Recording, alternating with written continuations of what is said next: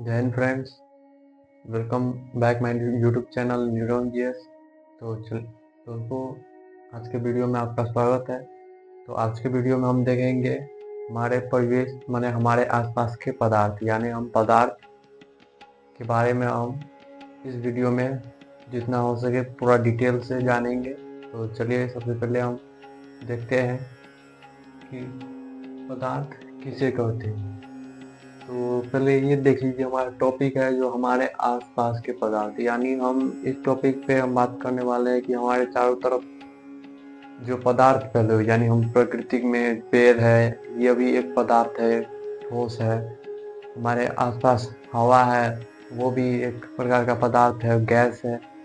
हमारे पास कोई भी ठोस है, पानी है, वो भी एक प्रकार का पदार्थ है, वो द्रव है। तो हमारे चारों तरफ पदार्थ जो है फैले हुए हैं। तो उसी चारों तरफ के पदार्थ जो है उन्हीं के बारे में हम चर्चा करेंगे इस चैप्टर में। तो चलिए हम देखते हैं कि सबसे पहले पदार्थ किसे कहते हैं। तो देखते हैं कि कोई भी वस्तु जो स्थान छेदता है, जिसमें द्रव्यमान तथा आयतन हो और वह वस्तु अवरोध उत्पन्न करे, उसे हम पदार्थ कहते हैं। सबसे पहले देखिए, जैसे यह हम मार्कर रखे हैं, तो इसका अपना कोई मतलब यह सबसे पहले स्थान छेदता है। तो यह स्थान छेदता है, तो इससे हमें यह पता चल जाता है जो इसका लंबाई है, चौड़ाई है, ऊंचाई है, यानी कि इसमें यह पता चल जाता है इस मार्कर का आयतन है। आयतन यानी जिसमें लंबाई हो, चौड़ाई हो, ऊंचाई हो, यानी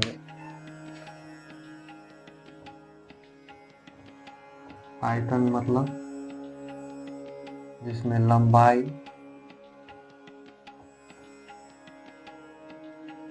गुने चौड़ाई गुने ऊंचाई हो।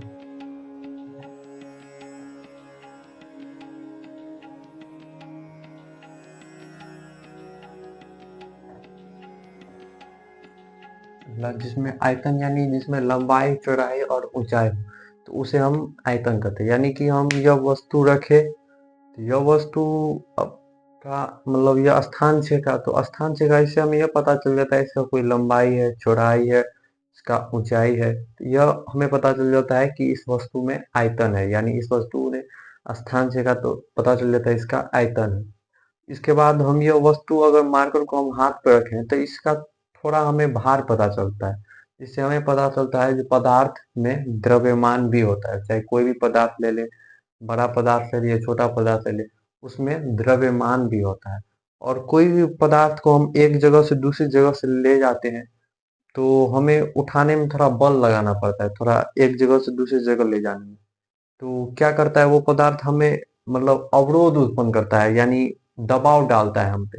तो इससे हम यह पता चल जाता है कि कोई भी पदार्थ हमें अवरोध उत्पन्न करता है, यानी कि एक जगह से दूसरी जगह ले जाते हैं, तो वो हम पे दबाव डालता है। तो यानी पदार्थ में क्या होता है, द्रव स्थान छेदता है, जिसका आयतन हो, द्रव्यमान हो, तथा जो अवरोध उत्पन्न करे यानी रुकावट उत्पन्न करे, उसे हम पदार्थ कहते हैं। तो समझिए, एग्जाम्पल में बस, ट्रक, ऑक्सीजन, पानी, ईटीसी, यानी हमारे चारों तरफ पदार्थ फैले हुए हैं।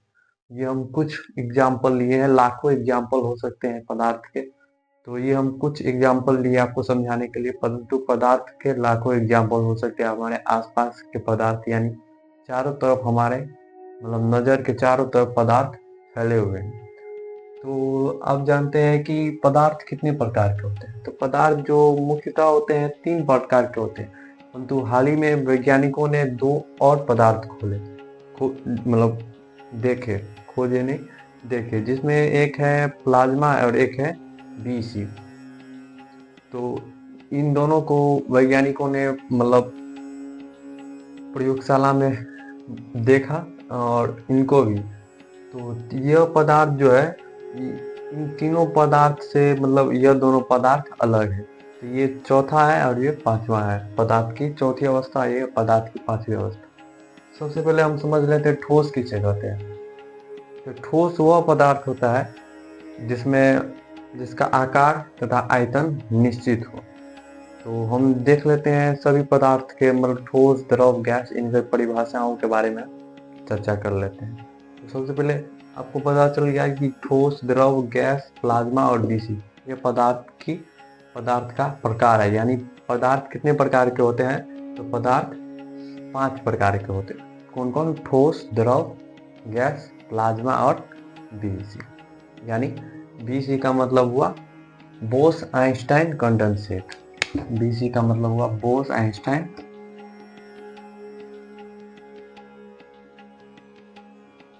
आप लिख समझ जाइएगा।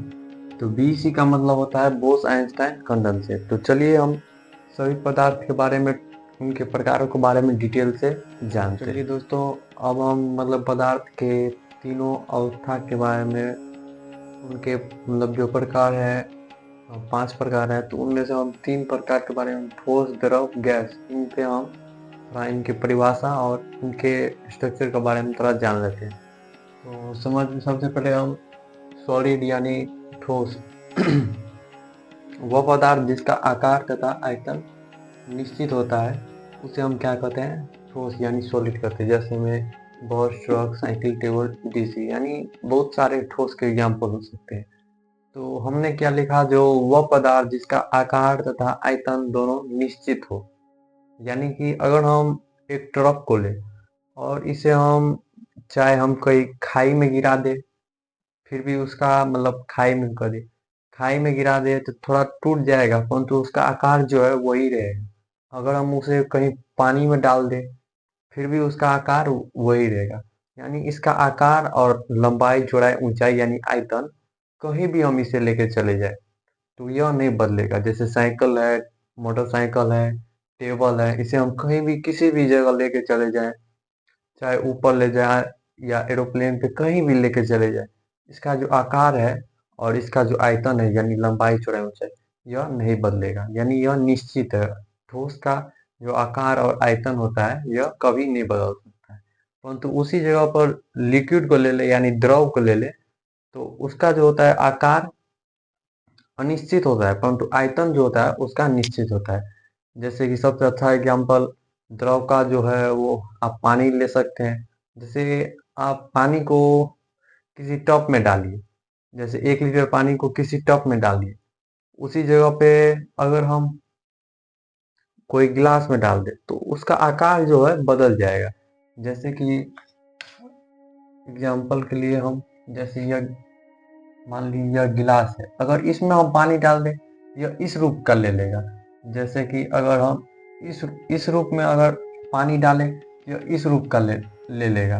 मतलब जिस साइज का मतलब वस्तु हम लेंगे उस मतलब आकार का में लिक्विड जो होता है, पानी जो होता है वो ढल जाता है। यानी पानी का जो आकार है वो बदलते रहता है, परंतु आयतन, जैसे 1 लीटर पानी हम इसमें डालें और 1 लीटर पानी इसमें भी डालें, यानी यही पानी अगर हम इसमें भी डालेंगे तो इसका आयतन नहीं बदलेगा। 1 लीटर इसमें था तो इसमें भी 1 ही लीटर रहेगा, इसमें भी 1 ही लीटर रहेगा, परंतु आकार यह दूसरे आकार का है या दूसरे आकार का है या दूसरे आकार का है। यानी आकार जो है इसका बदलते रहेगा, परंतु आयतन नहीं बदलेगा। तो आप समझ गए कि जो द्रव होता है उसका आकार तो क्या होता है? बदलते रहता है। यानी यह जिस वस्तु में अगर आप डाल देंगे वो उस आकार का ले लेगा। गिलास में डाल दिए तो गिलास के आकार का ले लेगा, टब में डाल दिए टब का आकार का ले लेगा, बोतल में डाल दिए तो बोतल के आकार का ले लेगा। यानी यह इसका आकार जो है बदलते रहता है। परंतु आप इसमें पानी 1 लीटर पानी टब में डालिए, गिलास में डालिए या बोतल में डालिए, इसका आयतन 1 ही लीटर रहेगा। यानी 1 लीटर टब में भी रहेगा, गिलास में भी रहेगा, बोतल में भी रहेगा, किसी भी वस्तु में डाल दीजिए 1 ही लीटर रहेगा, परंतु इसका आकार अनिश्चित है। यानी आकार यह बदलते रहेगा। तो आप द्रव के बारे में समझ गए। लिक्विड के बारे में, जो इसका आकार जो है वो बदलते रहेगा, परंतु इसका जो आयतन है वो निश्चित, यानी आयतन नहीं बदलेगा, आकार इसका है जो बदलते रहेगा। तो अब हम देखते हैं कि गैस भी इसका उल्टा है। यानी कि इसका जो आकार और आयतन है दोनों अनिश्चित होता है। तो आकार और आयतन इसका दोनों अनिश्चित होता है। तो इसका सबसे अच्छा एग्जाम्पल आप CO2 ले सकते हैं, कार्बन डाइऑक्साइड, क्योंकि यह हमारा आसपास का एग्जाम्पल है। जैसे हम कहीं पे धुआं देखते हैं तो वो थोड़ा सा धुआं निकलता है और पूरे तरह से आसमान में फैल जाता है। तो क्या होता है, यानी कि यह आकार इसका बदलते जाता है और ये पूरे वायुमंडल में फैल जाता है। यानी ये यह इसका कोई आकार ही नहीं होता है। गैस का कह ले तो इसका ना कोई आकार हो सकता है और ना ही आयतन हो सकता है। यानी यह मतलब इसे हम कहीं नाप भी नहीं सकते और नहीं नाप हम किसी वस्तु में डालकर इसे नाप सकते, परंतु ऐसे न इसका आकार निश्चित है न इसका आयतन निश्चित है। यानी कि आप धुआं का ही देख लीजिए, वो निकलता है तो चारों तरफ कैसे फैल जाता है। तो इसका आकार तथा आयतन क्या दोनों अनिश्चित है। तो आपको समझ में आ गया कि ठोस का जो होता है आकार और आयतन दोनों निश्चित होता है। उसी द्रव में देख लीजिए, इसका आकार अनिश्चित यानी इसका आकार बदलते रहता है परंतु इसका आयतन नहीं बदलता है। उसी जगह पे गैस को ले लीजिए तो इसका आकार और आयतन दोनों बदलते रहता है। तो सबसे अच्छा एग्जाम्पल कार्बन डाइऑक्साइड, ऑक्सीजन, तो ये इसका एग्जाम्पल है। अब हम चलते हैं यानी पदार्थ के जो कुछ गुणधर्म है उनके बारे में और उनके कुछ प्रैक्टिकल जो है उन पर हम थोड़ा चर्चा कर लेते हैं, जिससे हमें पता चल जाएगा पदार्थ के कणों के बारे में और उनके अंतराण्विक स्थान, अंतराण्विक बल, पदार्थ के कण कितने छोटे होते हैं, पदार्थ के कण गतिशील होते हैं, इन सभी के बारे में हमें पता चल जाएगा। तो चलिए कुछ प्रैक्टिकल हम कर लेते हैं। प्रैक्टिकलों के बारे में, प्रयोग के बारे में थोड़ा हम चर्चा कर लेते हैं, जिससे हमें पदार्थ के बारे में और डिटेल से जानकारी मिल जाएगी। तो चलिए पदार्थ के मतलब कुछ गुण जो होते हैं यानी उनके मतलब कुछ गुण होते हैं, तो उन गुणों के बारे में हम कुछ अध्ययन कर लेते हैं। तो उसमें से एक है कि पदार्थ जो होता है वो कणों का बना होता है, यानी छोटे छोटे कणों से मिलकर बना होता है। इनकी तुलना आप रेत के कण कर सकते हैं, परंतु यह रेत के कण से भी छोटे होते हैं, यानी नैनोमीटर में होते हैं।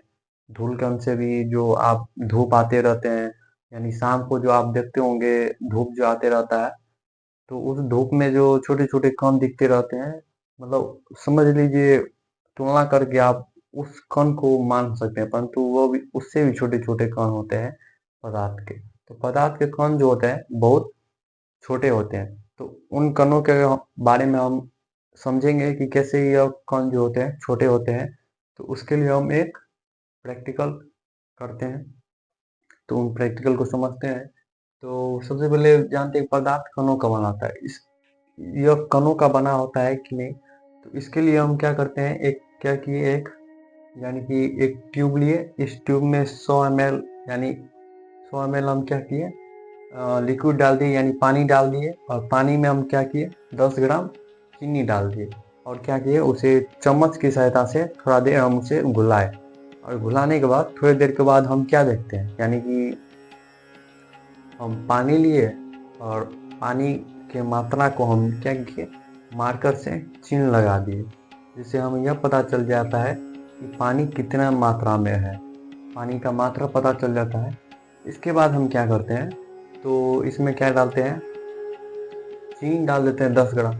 10 ग्राम जैसे हम चीनी डालते हैं और थोड़ा देर चम्मच की सहायता से हम इसे मिलाते हैं, तो क्या होता है ये चीनी और पानी जो होता है आपस में बराबर हो जाते हैं, यानी कि यह आपस में जो होते हैं इक्वल हो जाते हैं। इससे हमें क्या पता चलता है, यानी कि इससे हमें क्या पता चलता है, जो पदार्थ जो होते हैं यानी कि ये पानी के जो कण होंगे, इन पानी के जो कण होंगे, तो इन पानी के कणों के बीच कुछ न कुछ रिक्त स्थान होगा, कुछ न कुछ खाली स्थान होगा, तभी चीनी जो घुल गया उसमें चीनी के कण टूट कर और उनके कण जो है वो पानी के कणों के बीच में समा गए।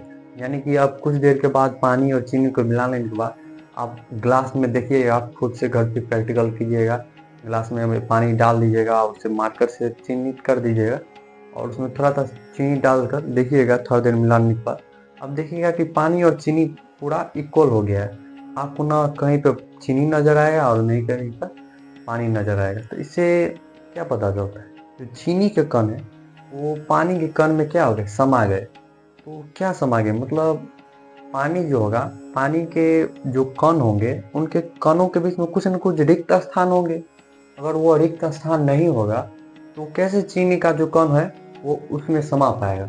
जैसे कि एक कमरा है और एक कमरा में पहले से ही 10 मतलब 100 आदमी भरे, और बाहर से हम 100 आदमी कमरे में डालेंगे, यानी कमरे में अंदर लाना चाहेंगे, तो क्या होगा वो नहीं एडजस्टमेंट कर पाएगा, यानी कि उस कमरा में नहीं रह पाएगा। उसी जगह पर अगर खाली कमरा है और उसमें हम 100 आदमी को लाना चाहेंगे तो क्या होगा, आदमी आराम से रह जाएगा। इससे हमें क्या पता चलता है कि खाली स्थान है तभी हम कोई चीज ला सकते हैं। अगर वो पहले से ही भरा है तो उसमें हम कहीं कोई भी चीज नहीं ला सकते। उसी तरह पानी का जो कण होगा, अगर उसमें कुछ ना कुछ खाली स्थान नहीं होगा तो चीनी का कण कैसे इसमें घुल पाता। कुछ न कुछ खाली स्थान होगा तभी चीनी का जो कण था वो उसमें घुल पाया। इससे हमें क्या पता चलता है, जो पदार्थ के जो कण होते हैं वो उनके बीच में कुछ न कुछ खाली स्थान होता है और वो छोटे छोटे कणों से मिलकर बने होते हैं। पदार्थ के जो कण होते हैं वो छोटे छोटे कणों से मिलकर बने होते हैं और उनके कणों के बीच कुछ खाली स्थान होते हैं। वो खाली स्थान बहुत ही नैनोमीटर में होते हैं, जिसे आप आंख से तो नहीं देख सकते हैं।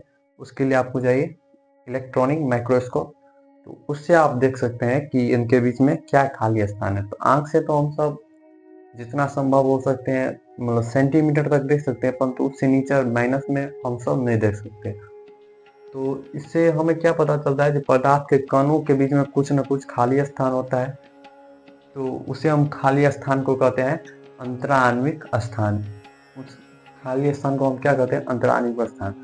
जैसे कि आप गैस ले लीजिए, ठोस द्रव गैस, इन तीनों में यानी कि अंतराण्विक स्थान होता है। तो गैस पे हम एग्जाम्पल लेते हैं। एक गैस यानी एक कमरे के कोने में आप गैस यानी एक अगरबत्ती को जला दीजिए और एक अगरबत्ती को आप जलाएं और उस अगरबत्ती का जो सुगंध है वो पूरे कमरे में फैल जाता है। इससे हमें क्या पता चलता है, उस कमरे में कुछ न कुछ जो हवा होगा, उस हवा यानी कि गैस, उसके बीच में कुछ न कुछ खाली स्थान होगा। अगर उसमें खाली स्थान ना होता तो ये अगरबत्ती का जो सुगंध है यानी कि उसका भी जो धुआं है तो यानी कि वो भी गैस है। तो उसके भी गैस है यानी कि वो भी कणों से मिलकर बना होगा। उसका कण और हवा का जो कण है वो आपस में क्या हो गए, समा गए। हमें पता भी नहीं चला कहाँ पे फैल गए। हम उसे आसान से आंखों से तो देख भी नहीं सकते हैं और वो आपस में इक्वल हो जाते हैं और पूरे कमरे में फैल जाते हैं।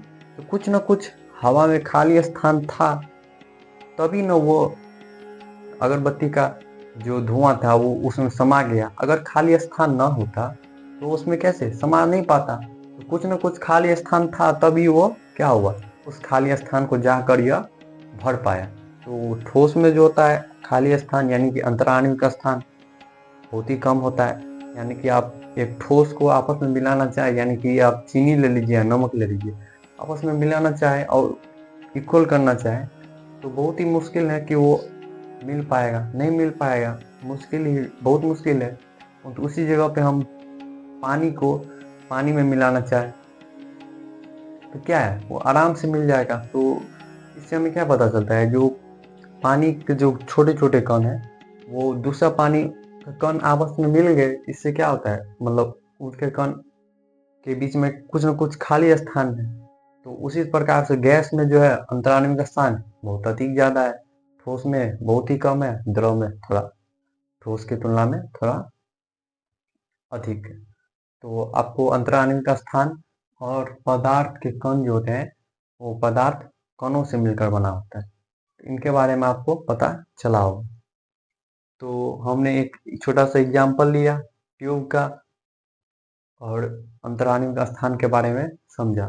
तो नेक्स्ट वीडियो में हम अंतराण्विक आकर्षण बल और कुछ और पदार्थ के प्रैक्टिकल के बारे में समझेंगे। तो आशा करता हूँ आपको कुछ यह टॉपिक आपको समझ में आया होगा और कुछ डाउट रह गया हो कमेंट सेक्शन में लिखिएगा, हम उसे पूरा करने की कोशिश करेंगे। तो अगर चैनल पर नए आए हो तो चैनल को सब्सक्राइब कीजिएगा और अगर वीडियो पसंद आया हो तो लाइक कीजिएगा।